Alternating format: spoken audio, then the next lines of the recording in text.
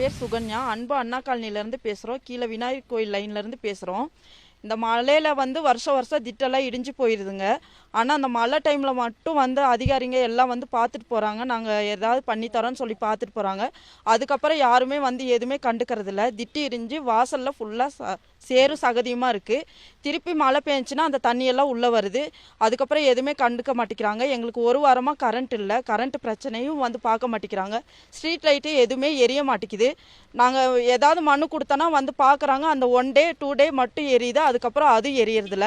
கரடி வருது, சிறுத்தை வருது. ஆனால் எதுவுமே கண்டுக்க மாட்டேங்கிறாங்க. இது அத்திப்பட்டி இது மாதிரி இருக்குது. இந்த கிராமம் அத்திப்பட்டி கிராமம் மாதிரி இருக்குது. எதுவுமே யாரும் கண்டுக்கிறதில்ல. எங்களுக்கு எந்த வசதியுமே இல்லை. இந்த முனிசிபாலிலேருந்து இந்த மணல் மூட்டையை கொண்டு இறக்கியிருக்காங்க. அது கொண்டு இந்த டைமுக்கு மட்டும் இறக்குறாங்க. இதை நாங்கள் எடுத்துகிட்டு போய் நாங்கள் எப்படி அடுக்க முடியும்? எதுவுமே கண்டுக்க மாட்டேங்கிறாங்க. ஒரு வீட்டுக்கு முன்னாடியே இதை அடுக்குனா பத்தாது. இது திருப்பி மணல் மூட்டையை அடுக்குனா இந்த மலையில எல்லாம் சரிஞ்சு தான் போகும். எங்களுக்கு கண்டிப்பாக ஏதோ ஒன்று எங்களுக்கு செஞ்சு கொடுக்கணும். ட்ரீட்மெண்ட்டு கண்டிப்பாக வேணும். எல்லாரும் பார்த்து எல்லாத்தையும் இங்கே பார்த்து கண்டிப்பாக எங்களுக்கு ட்ரீட்மெண்ட் கட்டி கொடுக்கணும். நன்றி.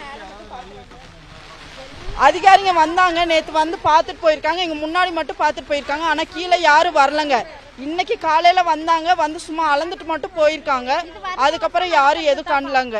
வருஷம் அளக்குறாங்க, மழையில அளக்குறாங்க, அப்புறம் விட்டுட்டு போயிடுறாங்க. வெயில் அடிச்சோன்னா கண்டுக்கிறதே இல்லை. இந்த ஊரை அத்திப்பட்டி கிராமத்தோட மோசமான நிலைமையில இருக்கும். நைட்ல எல்லாம் இருப்போமோ இருக்க மாட்டோமோ அது கடவுளுக்கு தான் தெரியும். இதெல்லாம் நீங்க ஏதோ ஒரு உதவி செஞ்சு கொடுங்க.